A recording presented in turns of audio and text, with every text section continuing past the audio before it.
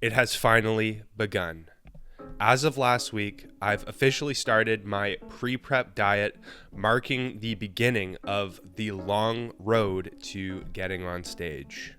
I'm aiming to reach a low of 190 pounds by October, and since as of last week I was 210 pounds, that leaves me with about 20 pounds to lose by then. From there, I'll take a 6 to 8 week maintenance block to recharge my batteries a little bit before getting back to the most difficult part of the prep diet to get down to my stage weight. In my last season prep back in 2023, I reached a low of 168 pounds.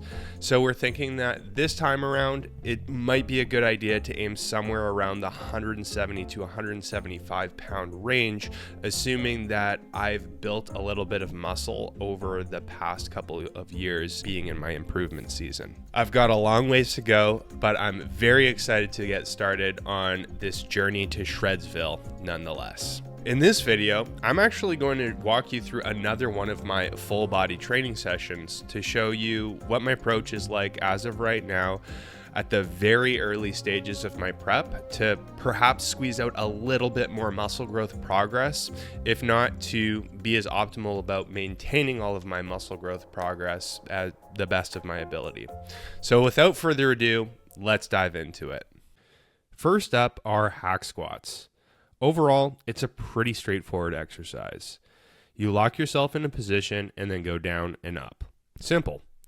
That being so, there are some nuanced ways of doing it that I like to incorporate to absolutely maximize the muscle growth stimulus that I get from my quads. Here are a few of them. 1, I like to move with tons of control as I move down. Not too slowly, but slow enough that I can really feel my quad muscle fibers working hard. 2, I move basically as low as I can possibly go, to where the backs of my thighs pretty much go flush up against my calves. Moving with this kind of depth is great for muscle growth, since it maximally stretches the quad fibers. When your muscle fibers experience tension in their super stretched position, it's shown to be pretty darn stimulative for muscle growth. 3, I like to pause for a second or two in the bottom super deep position of each rep. The pauses are helpful for a few reasons. In combination with moving with great control, the pauses make each rep more difficult, leaving me not having to lift as heavy to get a great muscle growth stimulus. Although that might not sound super hardcore, not having to lift as heavy is probably great for building muscle over the long term, since it probably means decreasing the amount of wear and tear that you experience over time. So if I can stay free of sore joints, tendons, and ligaments, then I can ultimately get more muscle growth stimulus without interruption. Also, the pauses help me to standardize my rep depth, or to keep my reps equally as deep from one to the next throughout the entire set.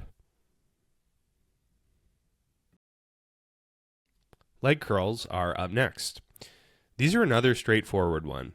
I try to apply most of the same principle to these as I do with the hack squats.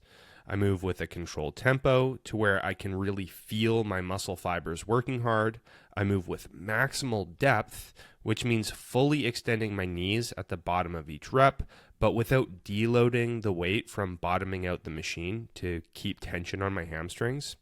And I add some slight pauses at the bottom of each rep where my hamstrings are fully stretched out. And then from there, I aim to do as many reps as is humanly possible.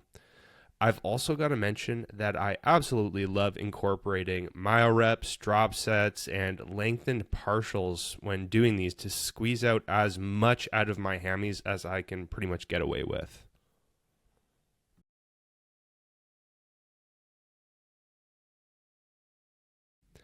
Lat pull-downs are up next. Like the name of the exercise alludes to, I'm really targeting my lats with these.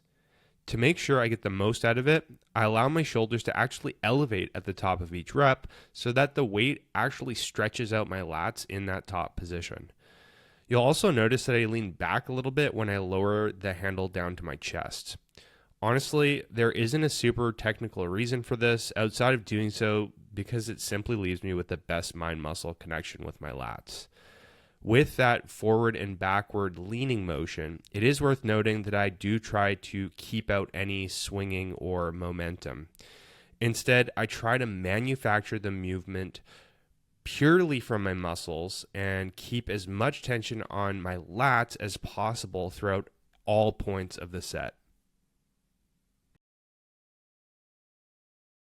And next up is this very cool superset combo. Incline dumbbell lateral raises directly into dumbbell overhead presses. Lateral raises are up first. You might be wondering why I'm doing the lateral raises with an incline and not just doing them vertically seated or standing upright. I found that the stretch sensation felt on my delts is quite different from what I feel doing a standard lateral raise, which I suspect is because of a few reasons.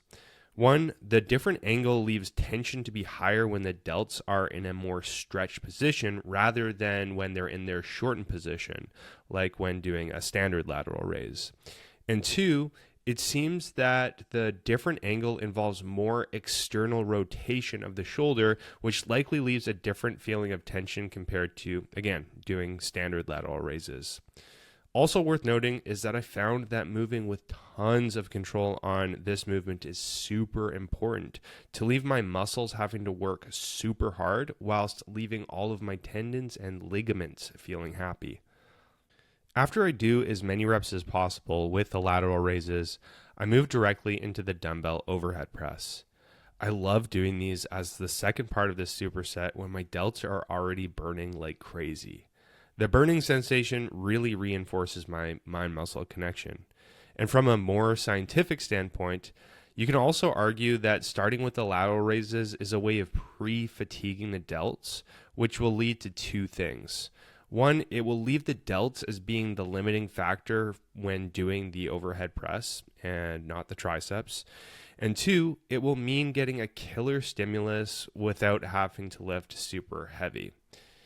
This is probably great for muscle growth, again, since lifting lighter probably leads to less wear and tear of the joints, tendons, and ligaments to allow for the exposure of tons of mechanical tension on the muscles without being interrupted by injuries, aches, and pains.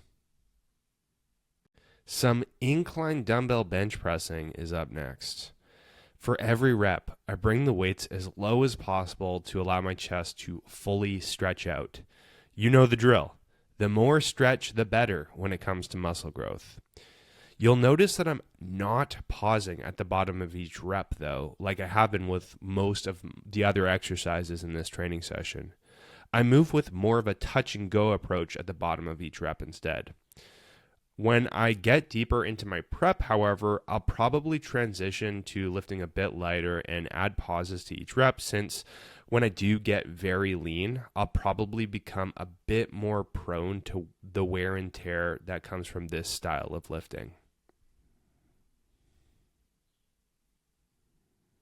Machine preacher curls are next. As of right now, these are actually the only biceps isolation exercise in my training split.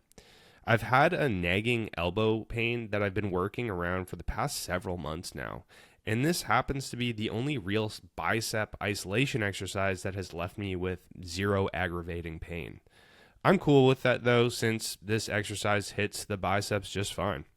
My elbow is pretty much 100% better at this point, and it has been for several weeks now.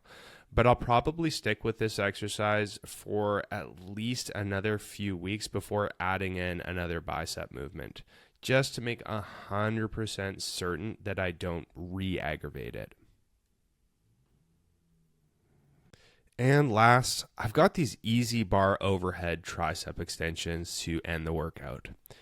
I almost always will include some kind of an overhead extension in my program, usually either this or an overhead extension with a cable. Overhead extensions set the shoulders in a position where the long head of the triceps can be exposed to probably more mechanical tension compared to an exercise where your arms remain directly at your sides, like doing a standard triceps pushdown or something like a dumbbell kickback or a cable kickback. Like everything else, I try to move with lots of control and make sure to add pauses to this movement. This kind of control and incorporating pauses is absolutely crucial for me when doing this exercise to ensure that my elbows stay healthy, since they're definitely a point on my body that are prone to injury.